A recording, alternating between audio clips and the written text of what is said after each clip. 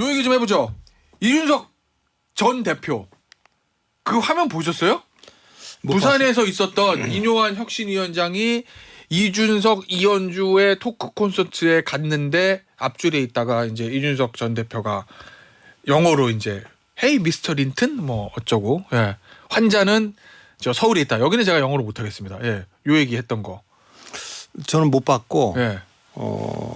기사로만 보셨어요? 예, 기사로만 봤습니다. 유튜브도 안 찾아봤습니다. 예. 어떻게 보셨습니까 그 장면?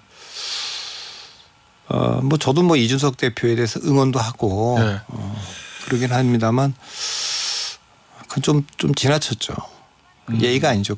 뭐 다른 거야. 뭐 안 만날 수도 있고 돌려보낼 수도 있다고 생각을 하는데 예. 굳이 뭐 미스터 린튼이라고 부르고 영어로 하는 거는 예. 예.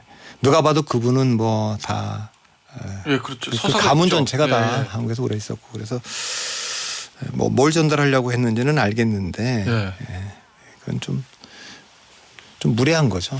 그러면 뭘 전달하려고 그런지는 알겠는데라는 저 대표님 이야기. 그럼 이준석 전 대표는 그날 인요한 위원장이 찾아왔을 때 어떤 메시지를 전달하고 싶었던 거로 보세요? 그런 그러니까 이제 행동을 화가 통해서. 났잖아요. 이준석 대표는. 그러니까 이준석 대표가 인요한 위원장이 됐을 때 그 자기를 만난다고 이제 인요한 위원장이 만나겠다는 얘기를 여러 번 얘기했어요. 아니, 마음도 저랑 인터뷰할 때도 네, 계속 마음을 찾아가겠다. 녹이겠다는 얘기도 했고 네. 이제 그렇게 얘기할 때 또 그리고 유승민 전 의원을 만났고 네. 뭐 아주 젠틀하다 이런 얘기도 하고 다 했잖아요. 근데 그럴 때마다 이준석 대표가 얘기한 게 있어요. 자기를 만나려면 그 사전 정지 작업이 좀 있어야 되는 거 아니냐. 근데 네. 그게 뭐 여러 가지죠. 그러니까 최근에는 어쨌든 뭐 이준석이 나가면 뭐 지지율이 좀 올라갈 거다 이런 얘기들도 있고 뭐 네. 대변인도 반수생 이런 얘기도 예, 있고 예, 예. 그러니까 계속 본인을 조롱하는 얘기가 있는데 당에서 나오지 않습니까? 그러니까 네. 혁신위원장의 말과 좀 다른 말이 당 지도부에서 나오니까 그런 말들은 조금 못 나오도록 또 뭐 야단을 치든 네. 뭐 그런 거라도 좀 있어야 될 거고 근본적인 거는 이 사태 그러니까 이준석 사태의 출발점은 예. 그 당 대표를 좀 무리하게 내쫓은 거 아니냐. 이제 그 점에 대해서 어쨌든 인요한 위원장이 예. 그거는 좀 자기가 봐도 좀 문제가 있었다라거나 아니면 지금 그 강서구청장 선거 이렇게 크게 진 것은 역시 대통령의 국정 기조와 정책 태도 일부 윤핵관들의 독선 뭐 그런 것들이 다 겹쳐서 된 거 아니냐. 그래서 지금 이준석 대표가 좀 필요하고 그동안 또 잘못된 게 있으면 좀 바로잡고 우리가 필요해서 당에서 사과할 게 있으면 좀 사과도 좀 하고 네. 뭐 그렇게 해야 되겠다. 그런 얘기를 조금 하고 그리고 이제 사전 정지 작업을 좀 하고 그리고 내려왔으면 좋았을 텐데 예. 인요한 위원장이 계속 하는 얘기는 뭐냐면 대통령에 대한 비판은 그 월권이다. 예. 아주 그 요즘 뭐 젊은 세대는 또 안 하는 또 유교적 발언을 많이 해. 대통령 위에 군림할 수는 없다. 그 네. 월권이라는 얘기를 하고 그럼 대통령의 국정기조를 비판하지 못할 거면 그게 혁신의 핵심인데 그러니까 일성으로 통합을 얘기했는데 국민들이 통합을 바라는 게 아니라 혁신을 바라고 있는 건데 이제 그게 좀 잘못된 거 아니냐 진단과 처방이. 그러니까 이준석 대표는 그런 상태에서 마주 앉아봐야 의미가 없다. 의미가 없고 뻔히 그 내 마음을 그냥 달래려고 하는 그런 정도일 텐데 그러면 자기가 뭐라고 얘기하겠냐 이제 그런 뜻인 것 같습니다. 네, 그러니까 그런 메시지를 전달하고 싶었을 것이다라는 게 이제 얘기이신데, 근데 그런 메시지를 전달하는 방식은 여러 가지가 있잖아요. 예를 들어서 뭐 만나서 그런 이야기를 하고 돌려보낼 수도 있는 거고, 정중하게 만남을 거절할 수도 있는데 그런 형식을 취했던 이유는 그건 뭔가 그것도 계산이 있었던 걸까요? 이준석 대표가요. 네. 그러니까 이준석 대표는 어쨌든 이것을 그러니까 약간 뭐 상대한테 뭐 알아서 먼저도 좀 조치를 취해줘야 되는 거 아니냐. 내가 그거 만나서 네. 뭐 옆구리 찔러갖고 뭐 사과받고 그러고 싶지는 않다. 네. 이제 그런 뜻이 좀 있는 것 같습니다. 그러니까 이건 좀 공개적으로 할 일이고 그리고 뭐 주류 측에서는 이준석 대표를 신뢰하지 않을 거예요. 뭐 말을 해도 이 말하는 것이 또 바깥으로 다 나갈 텐데 또 이준석 대표도 마찬가지일 겁니다. 이준석 대표가 이렇게 말했다. 그러니까 지금 양쪽에는 비공개로 얘기하기에는 좀 신뢰가 깨져 있는 상태이기 때문에 네. 이걸 풀려면 그래도 일단 공개적인 방식이 좋을 것 같고 네. 그러니까 그런 걸 좀 요구하고 있는 게 아닌가 싶습니다. 저 대표님, 이준석 전 대표와 국민의힘 주류와의 관계에 관해서 뭐 언론에서 뭐 루비콘 강을 건넜다는 표현이 한 번 나왔던 게 제 기억에 예전에 권성동 당시 원내대표의 그 체리 따봉 메시지가 공개됐을 때 이제 루비콘강을 건넜구나. 뭐 그런 표현이 한번 나왔던 것 같고 이번에 또 나온 것 같거든요. 전 루비콘강을 안 가봐서 모르겠는데 그게 그래요? 얼마나 넓은지 모르겠는데 건너갔다 급하면 다시 건너가는 거죠 뭐. 하긴 뭐 저 다리 놓고 건너가면 되죠. 아 예. 근데 이번에 저 토요일 날 있었던 그 모습들 그걸 보고서는 언론 저 기사들을 보면 당내에서도 이제는 쉽지 않겠는데라는 반응이 나온다고 하는데 저는 뭐 전혀 그렇게 안 봤어요. 그러니까 네. 그게 뭐냐면 이 정도라는 걸 생각해 보면 네.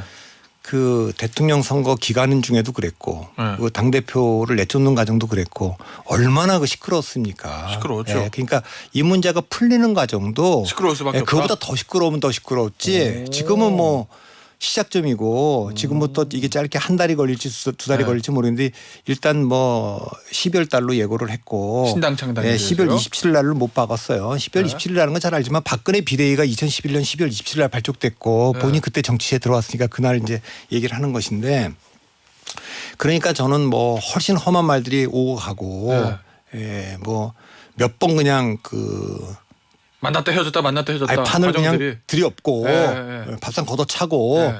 뭐 그런 과정이 좀 있을 것 같아요. 왜냐하면 지금 예상해 볼 수 있는 시나리오가 세 가지 아닙니까? 이준석 이번- 전 대표에 대해서요. 예. 당에서 예, 네. 결별이냐 굴복이냐 타협이냐입니다. 결별 굴복 타협. 예, 이게 아유, 결별은 뭐 제일 간단한 거죠. 지금까지 해왔던 게 결별 아닙니까? 네. 당대표 내쫓고 지금 나가면 지지율 올라갈 거다 이렇게 얘기하는 분들도 있고 네. 함께 못 간다 뭐 이런 분 권영세 의원도 그렇게 얘기하지 않았습니까? 그런 분들이 있으니까 그냥 가는 거죠. 예, 네. 가는 것인데 결별은 제일 쉬운 시나리오긴 해요. 그럼요. 이거 하던 국민 거니까 입장에서. 하던 네. 거니까 지금 또 뭐 마음이 이미 상당히들 갖고 그러니까 이렇게 가는 건데 네. 레일도 지금 그 결별의 레일을 지금 타고 가고 있는 거 아닙니까? 현재까지는. 예, 그렇죠. 네. 그러면 근데 이 시나리오의 문제는 총선을 질 것 같은 두려움이죠. 국민의 네, 입장에서. 그렇죠. 모두 이제 국회의원들도 야 이거 이준석 내가 싫지만 네. 이 갈라졌을 때 내가 떨어질 것 같은데 표가 갈라진다. 2030 남자들은 좀 떠날 것 같은데 뭐 이런 게 있잖아요. 그러니까 네. 그런 거에 대한 불안감이 좀 있을 것 같고 두 번째는 원래 길을 잃었던 지점으로 돌아가는 거죠. 길을 잃었으니까. 그러니까 그러면 이제 당대표 당대표 쫓아내기 내쫓으로 돌아가서 다시 시작하는 건데 네. 대통령이 그때 이렇게 그 당대표를 내쫓은 거에 대해서는 이건 내 진심으로 미안하게 잘못 생각한다. 그렇게 생각하고 그렇게 주장했던 참모들 그때 네. 뭐 당 지도부에 있는 분들 제 이름 거명하지 않겠습니다. 또 뭐 일부 인사들 이런 분들에 대한 좀 가시적인 조치 네. 그거는 뭐 지금 당장은 아니더라도 이분들은 좀 이번에 공천에서 좀 불이익을 좀 줘야겠다. 이렇게 페널티 좀 줘야겠다. 이런 게 있으면 되는데 이거는 정말 대통령의 완전한 황복 선언이기 때문에 또 당내 반발도 많기 때문에 네. 정책 부담이 굉장히 크죠. 현실적으로. 예, 그리고 그건 뭐 이준석 대표의 정책 승리가 되겠지만 너무 부담이 크기 때문에 선택하기가 어려울 것 같고 네. 세 번째 결국 타협인데 네. 뭐 징계 철회부터 시작해서 공천을 준다거나 이런 것일 텐데 네. 지금까지 나온 지금 뭐 인수위나 당의 반응을 보면 이준석 입장에서는 거절할 수 없는 제안이 아니라 거절할 수밖에 없는 제안인 것 같아요. 그러니까 적어도 이준석 대표가 마음이 굉장히 많이 상했다. 이건 이뇨한 위원장의 그 진단이 맞는 것 같고 그 상한 상태에서 나오는 감정적인 표현들도 있기 때문에 그걸 녹이려면 적어도 지리한 어쨌든 그 대화가 있어야 될 것 같은데 문제는 양쪽이 정치적으로 이렇게 그 마주 앉아서 깊은 대화를 속내를 터놓고 얘기하기에는 신뢰가 깨진 것 같고 네. 그걸 중간에 그거를 좀 그 조정해 줄 만한 메신저들도 잘 안 보이는 것 같고 네. 그러니까 이제 공개적으로 이제 이거를 주고받다 보니까 이게 원래 사실 물 밑에도 좀 이루어져야 되는 밑에서 건데. 해야 되는 거죠. 그죠? 그리고 네. 굉장한 그 프로 전략가들이 협상을 해야 되는 거죠. 이게 네. 그러니까 이게 난제 중에 난제 아닙니까? 고차방정식인데 네. 이제 그런 거를 풀어낼 수 있을 것이냐. 이게 어느 쪽이든 미션 임파서블입니다. 그 저 타협을 하기 위해서 이준석 전 대표 입장에서 거부할 수 없는 제안, 그다음에 거부할 수밖에 없는 제안. 그 가운데서 선을 잘 타야 되는 거잖아요. 그래서 이제 어려운 문제구나. 근데 그러니까 이거 그거를 뭐 제일 깔끔하게 하는 건 그냥 갈라서는 거죠. 네. 진짜 아니 뭐 이준석이 나간다고 꼭 불리한 거냐. 네. 오히려 뭐 도움될 수도 있다. 그리고 뭐 2030은 다른 사람을 통해서도 우리가 잡을 수 있는 거 아니냐 이런 네. 얘기를 하는데 그렇게 하면 되는 거거든요. 근데 이제 제가 보기에는 네. 그렇게 쉽지는 않을 것 같이 보이니까 뭔가 네. 타협을 하는 데까지는 아마 이제 그 이뇨한 위원장도 섭섭했다 얘기를 했고 섭섭하다는 얘기는 충분히 제가 이해가 갑니다. 이뇨한 위원장이 얼마나 좀 어렵겠습니까? 네. 모든 혁신위원장이 비대위원장도 아니고 혁신위원장이 어렵죠, 지금 저 혁신위원장이. 입장에서 그렇게 얘기할 수가 있겠습니까? 그래도 본인으로서는 어쨌든 친유들한테 내가 전화도 다 했다.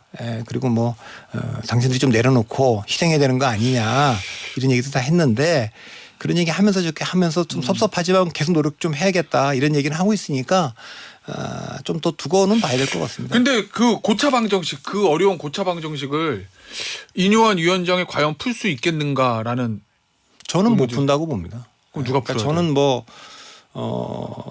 이 문제가 네. 대단한 난제이기 때문에 네. 못 푸는 데다가 네. 비대위원장이 되어도 풀기 어려운데 네. 혁신위원장이고 혁신위 구성을 보면 이뇨한 위원장을 좀 도와서 이 문제를 풀 수 굉장히 있는 다양하게 뭐 시나리오를 제공한다든가 그 각 시나리오별로 강점 약점을 분석하거나 그다음에 시나리오별로 쓸 수 있는 옵션을 제공해 줄 만한 분들이 안 보이기 때문에 그저 이건 이뇨한 위원장의 인생을 살아오면서 갖고 있는 그 삶의 지혜와 경험 예. 그러니까 그걸로 지금 하고 있는 거 아닙니까? 근데 그걸로 풀기에는 이 숙제가 너무 어려워요. 누가 풀어야 돼요, 그래?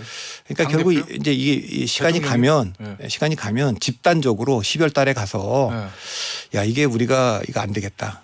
그러면 이제 그때 김기현 대표 체제로 갈 거냐 아니면 비대위로 갈 거냐 아니면 신당으로 갈 거냐 뭐 이런 문제를 얘기할 때 이게 지금 활동이 이제 2달 60일 동안 활동하는 거 아닙니까? 그때 뭐 이뇨한 위원장이 이제 활동 종료하면서 당에다 제안할 수는 있겠죠. 이거 이렇게 가서는 안 되겠고 네. 차라리 신당을 하는 게 좋겠다라든지 그러면서 이준석 대표에 대해서 그 어떻게 하는 게 좋겠다 뭐 이런 얘기를 종합적인 보고서에 담을 수는 네. 있겠습니다. 대표님, 뭐 이준석 전 대표가 신당을 창당할지 안 창당할지 뭐 확실히 알 수는 없는 건데 뭐 현재까지 언론의 분위기를 보면은 12월에 창당할 것처럼 기사는 나오는 것 같긴 하더라고요. 협상의 기본 아닙니까?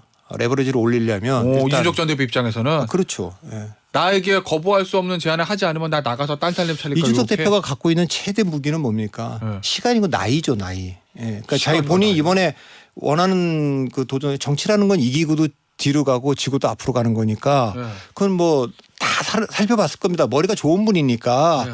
노무현이 어떻게 계속 부산시장 나가서 지고 네. 또 나중에 국회의원 종로 되고 다시 부산 내려가고 네. 하는 과정을 봤을 테니까 네. 본인은 그 미래 세대와 같이 가는 그 실패하더라도 네. 그 창당도 할 수 있다고 봅니다. 옵션이 있을 거라고 봅니다. 그러니까 여기 내가 비루하게 비굴하게 가서 네. 뭐 시해 받듯이 뭐 얻어서 공천 하나 받아고 국회의원 대본들 네. 그 대중적으로는 정치 생명 끝이니까 싸워서 이기는 모습을 보여주든가 아직 아니면 그냥 젊고 나에게 시간이 많다 이런 이번 얘기? 싸움은 아주 장렬하게 내가 지더라도 그냥 그렇게 가겠다 네. 이럴 수 있는 거죠. 그러니까 이준석 대표가 급해 보이지는 않고 네. 국민의힘하고 윤석열 대통령이 제가 보기엔 좀 급해 보입니다. 그래서 제가 칼자루는 이준석 대표가 지고 있다 이렇게 보고 있는 그 건데. 얘기는 이준석 전 대표는 이번에 총선에 속된 말을 뺏지 못하라도 아직 그럼요. 다음 기회가 예, 있지만 예. 아, 좋아하는 분들은 이번엔 3번 마삼중 마사중 되면 되냐.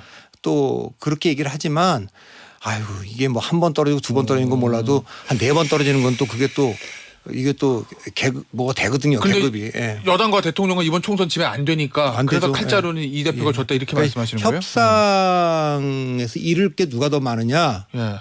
여건이 더 많죠. 시간은 누구한테 유리하냐? 이준석 대표한테 유리하죠. 야 그렇기 때문에 그 이준석 대표는 밖에 나가서 당을 만들었을 때 그 당에서 뭐 승산이 있다 이렇게 생각할 수도 있겠고 그건 이제 뭐 제3지대를 하나로 묶을 건지 어떻게 할지는 잘 모르겠습니다만 적어도 윤석열 대통령은 96년도에 김영삼 대통령이 내쳤던 이해창 총리를 결국 그때 이해창 총리 신당론이 12월 달 제가 정확히 기억하는데 95년도 이맘때쯤이면요. 김대중 그 전 총재가 복귀해서 새정치 국민회의를 만들고 막 그럴 때입니다. 그때 그 이해창 전 총리는 민주당으로 간다는 꼬마 민주당으로 간다는 설이 파다했습니다. 그 당시에요? 예, 그러면 당연히 그래요. 예. 그럼 뭐 제가 여기서 다 방송에서 전달은 못하겠습니다만 뭐 또 제가 아는 것도 있고 그렇게 됐지만 비례대표 1번으로 그런데 해가 바뀌어서 신영당에 입당하면서 예. 비례대표 1번으로 들어가지 않았습니까? 하긴 김영삼 대통령하고 당시 이해창 총리가 헤어질 때도 굉장히 안 좋게 헤어졌잖아요. 아이고 당시에. 총리 4개월 만에 그만뒀습니다. 그러니까 사실상 해임된 거죠. 그러니까 총리로서 자기 권한을 다 하겠다. 헌법에 부여한 이렇게 하다가 잘려나간 거 아닙니까? 그러니까 그때 윤핵관으로 요즘 말하면 윤핵관인데 그때 김핵관이죠. 김핵관. 이를테면 최용우 장관이 있는 실세 장관이죠. 김영삼의 뭐 오른팔인데 그걸 이제 총리 밑에 있는 장관이니까 통제하려고 그러고 막 이렇게 다 했단 말이에요. 그러니까 그런 거에 대해서 이게 뭐 이건 대통령에 대한 도전이니까 안 되겠다 잘랐지만 결국 총선 때 손잡았잖아요. 예, 그걸로 이제 뭐 승리했으니까. 알겠습니다. 그런데요. 이준석 전 대표 뭐 신당 얘기 나오는데 뭐 이상민 민주당의 비명계 이상민 의원하고 만났다라는 보도가 오늘 아침에 좀 크게 났더라고요. 결국 그리고 이준석 전 대표 인터뷰 보니까 뭐 비명계와도 손잡을 수도 있다 뭐 이 얘기도 하던데 그건 뭐 별로 새로운 얘기가 아니잖아요. 그 이상민 의원도 방송 여러 번 굉장히 많이 나오시는 분이고 그러니까 네. 방송에서 오다가다 알면 뭐 밥도 먹을 수 있고 차도 마실 수 있고 그런 거죠. 그러니까 네. 그런 거니까 그거는 특별한 의미가 있지는 않고 약간 동병상련 같은 것도 있을 알겠습니다. 수 있을 거니까. 네. 네. 인요한 혁신위원장이 지금 그 얘기했잖아요. 수도권. 그 다음에 죄송합니다. 지도부 그리고 중진 그리고 윤석열 대통령과 가까운 의원들 수도권 험지 출마하라는 얘기를. 거의 다 하죠, 다. 거기 뭐 그 윤 대통령 가까운 분 중엔 초재선도 들어갈 겁니다. 그것이 뭐 2번의 연판장, 그러니까 당대표 내쫓을 때의 연판장 명단이 있고 그다음에 나경원 의원 전에 불출마할 때 연판장이 있지 않습니까? 그러니까 그분들이 뭐 중진이라고 더 하고 초선이라고 덜 한 게 아니고 그분들이 남한테 그렇게 다 세상 일이라는 건 대가를 치르기 마련이니까 모질게 했으면 그 대가를 책임을 좀 져라 이런 얘기겠죠. 근데 대표님 제가 인요한 위원장이 그걸 당에서 발표하기 전에 아침에 저랑 인터뷰했을 때 제가 그 부분을 물어보면서 그걸 제도화 시켜서 강제할 수 있습니까? 라고 물어봤더니 그 제도화 할 수 있는 건 아닌데 그렇게 할 수밖에 없는 분위기를 만들어 나가겠다는 얘기를 했거든요. 아니, 그러니까 정치는 제도화는 할 수 없어요. 3선 이상을 어떻게 출마 금지를 시킵니까? 그러니까 그런 거라든가 뭐 지난번에 불체포 특권 포기 이런 거 있잖아요. 헌법에 나와 있거나 이런 거. 이런 걸 어떻게 제도화합니까? 제도화하는 게 이상한 거고 그건 정치적 결단이죠. 그래서 지금 인요한 위원장 계속 이제 언론에 그 얘기를 하고 그 이후에 당에서도 얘기하고 인터뷰할 때마다 하고 개별 의원들한테 전화도 한다는 거잖아요. 그게 다 보도가 됐거든요. 그럼 이걸 들은 지도부라든지 뭐 대통령과 가까운 의원들 언론에서 뭐 김기현 대표, 권성동 의원, 장지원 의원 얘기하던데 어떻게 반응할까요? 아니 그러니까 여러 반응이 있을 것 같아요. 진짜 자기가 봤을 때 수도권으로 나가겠다고 하태경 의원처럼 선언하고 싶은 사람들도 있는데 그런 마음도 있을 거예요. 내려놓고 내가 뭐 가도 좋다.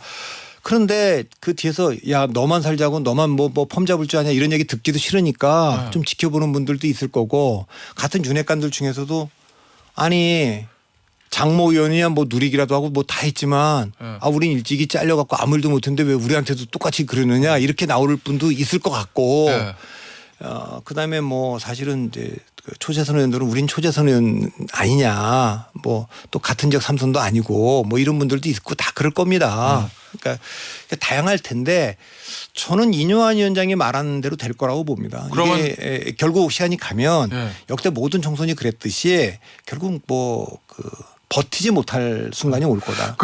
의원님 근데 이제 총선에서 유권자들을 보는 게 물갈이 몇 명 했나 보다. 유권자들 알고 있는 핵심적인 인물들이 어떻게 거취를 정하느냐가 뇌리에 남는 거잖아요. 그러면 대표적인 게 소위 말하는 뭐 예전에 있었던 김장연대라고 했던 김기현 대표하고 장지원 의원 한 명 더 하면 뭐 권성동 의원 정도가 대중이 딱 인지하고 있는 빅 네임들인데 이 세 사람은 어떤 선택할 거로 보여요? 우리가 이제 물갈이에 대해서 좀 오해가 있잖아요. 우리 물고기 저도 집에서 물고기를 평생 키웁니다만 물갈이 할 때 물을 갈지 고기를 안 갈아요. 아니 그 고기 가면 뭐합니까? 고기 죽지. 그러니까 이 당의 지금 그 당풍 당의 분위기 이게 지금 수직적으로 되고 말도 못하고 이견도 허용하지 않고 그냥 오로지 그 권력자만 추종하고 하는 거 이것을 바꾸지 않으면 새로운 인물이 들어온다고 해서 뭐 달라질 게 있겠습니까? 이제 그러니까 그걸 전제를 하고 물을 일단 갈고 그다음에 이제 어떤 곡이냐 이제 이 문제를 얘기를 해야 되는데 김장연대를 얘기한 분은 이제 김기현 당대표가 지난번에 뭐라 그랬습니까? 내가 당대표 되면 당 지지율 55% 갈 것이고 대통령 지지율 60% 갈 거다. 그때도 사람들이 뭐라 55% 당 지지율이면 그 상계동 출마하셔도 된다. 딱 그렇게 얘기한 거 아닙니까? 이제 그런 말의 책임을 위해서 이제 그런 압박을 받겠는데 권성동 의원은 그때 뭐 사실 물러났잖아요. 그렇죠. 그리고 또 뭐 이준석 대표를 내보는 과정에도 조금 이견이 있었던 것 같고 그러니까 모르겠습니다. 그거는. 그러니까 그런 분들은 왜 이거를 다 우리한테 지금 실세는 사실 네. 장재현 의원인데 왜 우리한테 다 뒤집어 씌우느냐. 네. 그 뒤에 또 이철규 네. 의원 또 박성민 의원 이런 네. 분들이 했는데 이런 분들도 있겠죠. 그러니까 그분들이 먼저 네. 이 상황을 만든 사람, 이 사태를 만든 사람들이 헌신하고 책임진다 그러면 우리도 그건 뭐 피하지는 않겠다 이런 정도겠죠. 그러면 그 여론의 압박을 결국 이겨낼 수 없을 거다. 못 버틸 것 같습니다. 못 버틸 거다. 예. 알겠습니다. 지금 총선 출마 관련해서 대통령실 개편한다는 얘기도 있던데 그건 어떻게 보세요? 글쎄 그런 얘기도 좀 나오죠. 아마 네. 이제 대통령 수석들이 출마 얘기가 계속 나왔지 않습니까? 뭐 개각도 있을 거라고 하고. 그런데 제가 보기엔 지금 상황에서 네. 대통령실 수석들이 오직 출마할 수 있겠어요? 지금 대표적인 지금 정무수석, 홍보수석, 시민사회수석 이런 분들이 있는데 네. 일본 고향으로 간다, 어디로 간다 이런 얘기들이 있긴 하던데 저는 공천 쉽지 않을 겁니다. 이 상황에 대해서 대통령한테 책임을 안 묻더라도 참모들한테 책임 묻지 않겠습니까? 당에서. 네. 예, 그래서 그건 좀 쉽지 않아 보이고 일부 인사들이 후임자로 언론에 좀 나왔는데 제가 주목하는 분은 이제 한호섭 정무수석도 일부 언론에 나왔더라고요. 한호섭 현 국정상황실장이죠. 정무수석 정치권에 된 지 오래됐고 정무석 맡길만 한 분이고 할 만한 분이라고 봅니다. 다만 이준석 대표가 대통령 선거 당시에 윤핵관이란 말을 할 당시에 지목해서 했던 분들이 여러 분이 있을 텐데 도대체 누굴 말하는 거야 그게. 국회의원들도 있고 아닌 분들도 있고 많이 있는데 글쎄 제가 봤을 때는 국회의원 아닌 분들도 좀 포함되어 있었을 것 같고 그분 중에 한 분일 수도 있기 때문에 그건 자칫하면 그냥 받아들여질 때 이게 그냥 이준석과는 갈 수 없다 이렇게 해석될 시그널로 보일 수도 있을 것 같습니다. 네. 참고로 말씀드리면 이준석 전 대표는 당시에 윤핵관 중에 한 사람으로 한호섭 실장을 지목한 건 맞는데 그래요? 당사자인 한호섭 실장은 아니다라고 이제 그 얘기를 이준석 대표가 어디서 했어요? 부인했다는 아마 그렇게는 저는 알고 있습니다. 그 부분에 대한 그러니까 이준석 전 대표 한호섭 실장의 이견이 있다라는. 저도 듣기로는 당시까지만 해도 윤핵관이라는 게 국회의원을 얘기한 게 아니고 국회의원 아닌 분을 얘기한 것으로 저도 듣고 있어서 조심스럽지만 그래서 그런 신호로 받아들일 수도 있는 거 아닌가 그런 느낌은 좀 있네요. 알겠습니다. 내각 개편은 있을까요? 한 1분 남았는데 있을 출마. 적신 가장 관심부터 한동훈 장관 아니겠어요? 한동훈 원희룡부터 많지 않습니까? 이제 그거는 예견된 거기 때문에 있을 수 있다고 봅니다. 그건 잘 모르겠어요. 출마를 할지 안 할지 잘 모르겠지만 지금 당사정이 급하니까 좀 스타성이 있는 분들은 다 불러내겠죠. 그럼 한동훈 장관의 의사와는 무관하게 당에서의 압박은 그래도 있을 수 있다. 의사는 물어보겠죠. 지금 나온 얘기들은요. 그러긴 하겠지만 피하기가 어려울 겁니다. 만약 이렇게 당에서 요구가 있으면 당의 요구가 없다면 모르겠는데 제 생각에는 내각에 대해서는 조금 박민식 장관도 그렇고 출마 의지가 있지 않습니까? 그분들은 다 원희룡 장관도 그렇고 그쪽은 다 이제 공천을 받고 중요한데 포진할 것 같은데 대통령실 수석들은 제가 보기에는 그닥 우리가 이제 증시 같은 상황 이렇게 하면은 햇볕이 아니고 구름도 아니고 약간 비가 내린 상황으로 보입니다. 알겠습니다. 여기서 마무리하도록 하죠. 지금까지 정치 컨설팅 민 대표인 박성민 대표였습니다. 감사합니다. 예.